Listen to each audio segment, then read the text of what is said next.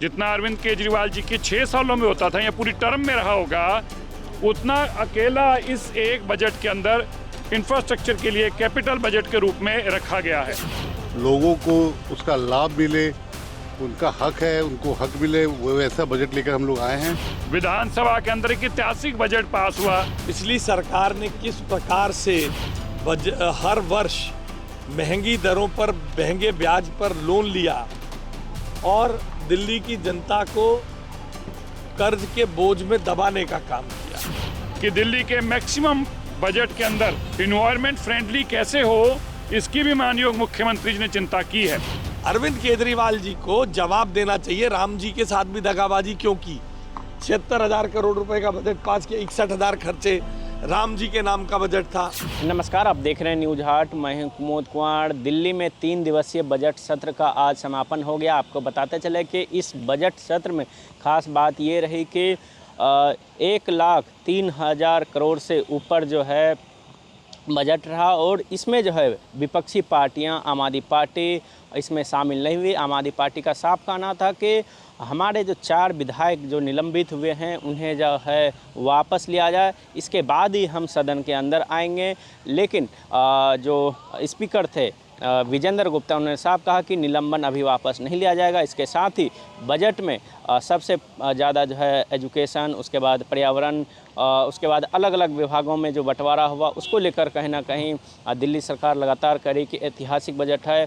साथ ही साथ मंत्री प्रवेश साहिब सिंह वर्मा, मंत्री आशीष सूद ने क्या कुछ कहा है, वीडियो के माध्यम से आप सबसे पहले सुन लीजिए। देखिए, हम जो बजट हमारी मुख्यमंत्री जी लाई हैं, वो बजट दिल्ली के लोगों को उसका लाभ मिले, उनका हक है, उनको हक मिले, वो ऐसा बजट लेकर हम लोग आए हैं। हमें इस बात का दुख है कि अपोजिशन ना इस चर्चा में रहा, ना इस बजट के में एक बार आया और ना उनको अपने पर विश्वास है, क्योंकि उनको पता था कि उनके शीश महल की रिपोर्ट्स बाहर आ रही हैं और भी भ्रष्टाचार की चीज़ें बाहर आ रही हैं। तो मैं यही कहूँगा कि अपोजिशन को अपना काम करना चाहिए था। हम जो बजट लाए हैं, जो हमारी मुख्यमंत्री बजट लाई हैं, वो दिल्ली की जनता की सेवा के लिए पूरा उसका उपयोग होगा, इसकी चिंता दिल्ली सरकार करेगी। ईवी पॉलिसी बहुत जल्दी आएगी, बहुत जल्द ही ईवी पॉलिसी आपके बीच में पब्लिक डोमेन में आ जाएगी। दिल्ली का आज मेरे को ये बताते हुए बड़ी खुशी हो रही है कि दिल्ली की आज ऐतिहासिक विधानसभा के अंदर एक ऐतिहासिक बजट पास हुआ, जो ग्रीन बजट है, जिसके अंदर लगभग 30,000 करोड़ रुपया, जितना अरविंद केजरीवाल जी के 6 सालों में होता था या पूरी टर्म में रहा होगा, उतना अकेला इस एक बजट के अंदर इंफ्रास्ट्रक्चर के लिए कैपिटल बजट के रूप में रखा गया है। मुझे ये बताते हुए भी खुशी हो रही है कि दिल्ली के मैक्सिमम बजट के अंदर इन्वायरमेंट फ्रेंडली कैसे हो, इसकी भी माननीय मुख्यमंत्री जी ने चिंता की है। जहाँ स्कूल में बच्चियों को साइकिल दी जाए, जहाँ होशियार बच्चों के लिए लैपटॉप दिए जाएं, जहाँ 1,000 नए ऑटोज़ के लाइसेंस विमेंस को दिए जाएं, जहाँ दिल्ली की झुग्गी झोपड़ी के लिए मकान बनाए जाएं, जहाँ अनऑथराइज्ड एरिया को नई सड़कें बनाई जाएं, जहाँ इंडस्ट्रियल एरियाज़ के अंदर दोबारा से सभी सड़कों के लिए पैसा दिया गया है। दिल्ली के अंदर एक ऐतिहासिक बजट पास करने के लिए मैं जहां दिल्ली के सभी एमएलए साहिबान को धन्यवाद करता हूं, वहीं मुख्यमंत्री जी का विशेष तौर पर धन्यवाद करता हूं कि उन्होंने पर्यावरण की चिंता करते हुए इस बजट को दिया है और दिल्ली के विधायकों ने इसको पास किया। सर, इस बार अब आज मीटिंग है पीएम के साथ, सीएम के अलग-अलग राज्यों का क्या है दिल्ली में सीएनजी पीएनजी। दिल्ली में मैं बताना चाहता हूँ, दिल्ली में आज हमें कमर्शियल का 20% और मिल गया है। सो कुल मिला के अब दिल्ली के अंदर हमारी जो डोमेस्टिक एलपीजी है वो 100% एज इट इज़ है, उसमें कोई कोताही नहीं की गई और कमर्शियल को भी 70% हमें मिल चुका है, जो अपने आप में ऐतिहासिक है। दिल्ली में कोई पैनिक नहीं है। मैं आप मीडिया के चैनल के माध्यम से बताना चाहता हूं, हमारी बुकिंग्स में भी कोई पैनिक नहीं है। जो हमारा पैटर्न पिछले 1 महीने 1.5 महीने से स्मूथ टाइम पे चल रहा था, वही पैटर्न हमारा चल रहा है। कमर्शियल में जो हमारी थोड़ी सी परसेंटेज कम आई थी, 70% पूरे होने के साथ मुझे यह भी यकीन है कि उसमें भी हमारी पूरी भरपाई होगी। उसमें भी हमने कैटेगरी फाइनल की है, ताकि दिल्ली एक इंटरनेशनल सिटी है, दिल्ली एक देश की राजधानी के साथ साथ सभी देशों के राजदूत यहाँ रहते हैं। दिल्ली का एक अच्छे दुनिया के अंदर नाम है, इसलिए किसी भी तरीके की यहाँ पर कमर्शियल में भी कटाई ना हो, कमी ना आए, इसके ऊपर हम चिंता कर रहे हैं। और होर्डिंग वालों को बताना चाहता हूँ, किसी तरीके की दिल्ली में होर्डिंग नहीं है। पिछले दिनों में एक आधी एजेंसी ने ऐसा काम करने की कोशिश की थी, जिसके खिलाफ तुरंत कार्रवाई करते हुए उनको सस्पेंशन ऑर्डर थमा दिया गया। सर, आज एक्साइज दाम में कमी कर दी गई है। एक्साइज नहीं, हमारे यहाँ पे पेट्रोल डीजल में भी अभी तक कोई कमी नहीं है। हमारे यहाँ पे किसी को लाइन में लगने की जरूरत नहीं है। एक्साइज ड्यूटी नहीं, मैं उनकी बात का जवाब दे रहा हूँ कि यहाँ पे उस चीज़ की भी कोई कमी नहीं है। हाँ, आज मैं धन्यवाद करता हूँ देश के प्रधानमंत्री जी का, जिन्होंने एक बड़ा कदम लेते हुए एक्साइज ड्यूटी में कट किया है। उससे हमारी जो कंपनीज हैं जो हमारे पेट्रोल डीजल प्रोवाइड फ्यूल कर रही हैं, उनके ऊपर से अतिरिक्त बोझ कम होगा। इसके लिए मैं देश के प्रधानमंत्री जी का धन्यवाद करता हूँ। IIT पास पढ़े लिखे मुख्यमंत्री का खुद को खिताब देकर गले में तगमा डालकर चलने वाले लोगों के बजट के क्या हालात थे आपने देखा। 40,000 करोड़ का कर्ज था 22-23 में, जिसको फिस्कल मैनेजमेंट के बाद इस बार घटाकर 30,000 करोड़ से भी कम पर लेकर आया गया है। इसके अतिरिक्त पिछली सरकार ने किस प्रकार से हर वर्ष महंगी दरों पर महंगे ब्याज पर लोन लिया और दिल्ली की जनता को कर्ज के बोझ में दबाने का काम किया। ये उस हालात में हुआ जब उन लोगों के पास लगातार लगभग 25,000 करोड़ रुपए से ज़्यादा GST कंपनसेशन के रूप में मिला। सरकार केवल हेडलाइन मैनेजमेंट का काम करती थी। मैं आपको बताना चाहता हूँ कितना हेडलाइन मैनेजमेंट होता था। 24 के फाइनेंशियल ईयर में बजट डेडिकेटेड टू राम मंदिर बताया गया। राम जी का माल भी खा गए केजरीवाल साहब। उनकी नानी पहले कहती थी राम मंदिर में नहीं जाएंगी, उनका भी अपमान किया और राम जी का भी। 76,000 करोड़ रुपए का बजट पास करा राम जी के नाम पर, और उसमें से खर्चा केवल 61,000 करोड़ रुपए। ये हालात थे अरविंद केजरीवाल जी की सरकार के। और अब जब हम ये जनता के सामने लाते हैं तो अरविंद केजरीवाल जी अपनी जेब से, जैसे लोग विजिटिंग कार्ड निकालते हैं, ऐसे विक्टिम कार्ड निकालते हैं। हाय, मेरे बारे में तो रोज गाली देते रहते हैं, मेरे बारे में तो रोज गाली देते रहते हैं। उनके कुकृत्यों को जनता के सामने जब लाया जाता है तो वो उन्हें गाली लगती है। और वो देश के प्रधानमंत्री, देश के गृह मंत्री, दिल्ली की मुख्यमंत्री और उन सब के बारे में जो घटिया टिप्पणियां करते हैं, उसके बारे में उनको कुछ नहीं मालूम। अरविंद केजरीवाल जी को जवाब देना चाहिए, राम जी के साथ भी दगाबाजी क्यों की।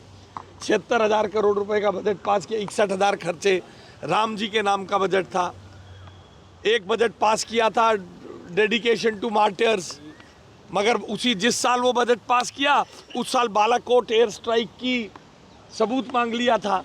तो केवल हेडलाइन मैनेजमेंट करने का बजट आम आदमी पार्टी और अपने गले में IIT पास IRS से रिटायरमेंट लेकर आए हुए का तगमा लेकर घूमने वाले अरविंद केजरीवाल जी की तरह बिना किसी एम का ये बजट नहीं है। ये बजट दिल्ली के विकास की पटरी को, दिल्ली में कैपिटल एक्सपेंडिचर के बढ़ोतरी के साथ दिल्ली में विकास कार्यों को गति देना। कैपिटल एक्सपेंडिचर खर्च होने से दिल्ली में रोजगार का सृजन होगा, दिल्ली में उस सेक्टर में पैसा आएगा। We have been successfully able to create an atmosphere of optimism in the economy by continuity. We invested, we gave a budget of 1 lakh crore last year. This year the size has been increased from 1 lakh to 1,03,700. We spent around 28,000 crores in the previous year as capital expenditure, which has been increased to 32,600 crores this year. Every sector, health or education, roads, water, sewage, every sector in continuity and consistency has been allotted almost the same amount, or the amount has been increased to the previous year. this has created an atmosphere of optimism in the economy, which will in turn give a very good growth pattern in the city. सरकार ने जो agenda बनाए थे वो सारे एजेंडों को पूरा किया गया। सारी CAG रिपोर्ट, सारी PAC रिपोर्ट, बिल और विशेष रूप से बजट, बहुत अच्छी चर्चा हुई। हम 4 दिन तक इंतज़ार करते रहे कि विपक्ष के लोग आएंगे और वो दिल्ली के लोगों की समस्या उठाएंगे, मगर उन्होंने अपनी राजनीति को प्राथमिकता दी और विधानसभा से दूर रहे, सत्र से दूर रहे। ये बहुत ही निंदनीय है। अगर वो आते तो दिल्ली की और अच्छे से चर्चा हो पाती। मैं सभी मीडिया भाइयों को, सभी हमारे विधानसभा के सारे कर्मचारियों को बहुत बहुत इस बात के लिए बधाई और धन्यवाद कि आपने सत्र को कवर किया, यहाँ की सारी कार्रवाई दिल्ली की जनता तक पहुँचाई। हमारी सरकार क्या काम कर रही है, हम दिल्ली की जनता के प्रति जवाबदेही हैं। उनका दिया हुआ एक एक रुपये टैक्स का उसके प्रति जवाबदेही हैं। और अब अनिश्चितकालीन के लिए सत्र को समाप्त किया गया है। सर आपने आज सदन में ये बोला है कि दिल्ली में अब बोरवेल लगाने के लिए सिर्फ एक परमिशन चाहिए होगी, उसके बाद किसी भी तरह का कोई फाइन या सरचार्ज उनके ऊपर में नहीं लगा। क्या है ये प्लान, इसके बारे में कब से लगा? देखिए, आप लोग ये देखते होंगे, आप भी दिल्ली में ही रहते हैं, सब लोग, आपका घर है। बहुत सारे हमारे मीडिया के सदस्य नोएडा में भी रहते हैं, मगर दिल्ली में आपका पुराना घर, आपके रिश्तेदार हैं। और ये भी हम देखते हैं कि दिल्ली में कई जगह पर ग्राउंड वाटर लेवल से ऊपर आया है और उसकी गुणवत्ता भी बढ़ी है। बहुत सारे लोगों ने अभी भी अपने अपने घरों में, चाहे लीगल हो इलीगल हो, वो अपना बोरिंग कर रखी है, क्योंकि अभी तक कोई भी पॉलिसी उनको रेगुलराइज करने की नहीं थी। एक वो लंबा प्रोसेस था कि DM के पास जाना और फिर वो बहुत सारे विभागों की कमेटियाँ, वहाँ से परमिशन लेके आना, और उसमें क्या क्या चलता था वो हम सबको मालूम है। दिल्ली में हर घर में जो बोरिंग है वो हमसे आकर लीगल करवा लेगा। अगर कोई नया लगवाना चाहता है तो वो नया लगा लेगा। एक हम सरकार बहुत ही जल्दी पोर्टल बनाएगी, वहाँ पर वो अप्लाई करेगा। उसके बोरिंग के ऊपर में, बोरिंग लगाने का मतलब ये नहीं कि उसके बाद में जितना पानी आपको निकालना है उससे भी ज़्यादा निकाल लें, तो वो अपनी ज़रूरत के अनुसार ही पानी वहाँ से निकाल सके। इसलिए वहाँ पर बोरिंग के साथ में मीटर भी लगाने की तो एक अच्छी पॉलिसी लेकर आ रहे हैं, ताकि कहीं पर भी जो मिडल मैन और जो सारे लोग, ये रिश्वत का मामला और सारी जनता को परेशानी, तो ये सबसे निजात मिले और एक अच्छी पॉलिसी आए, ताकि ये झगड़ा हमेशा के लिए ख़त्म हो। सर कब तक उम्मीद करें? देखिए, अभी कोई इसकी डेट तो नहीं है, बाकी एक बार इसकी मीटिंग हो चुकी है।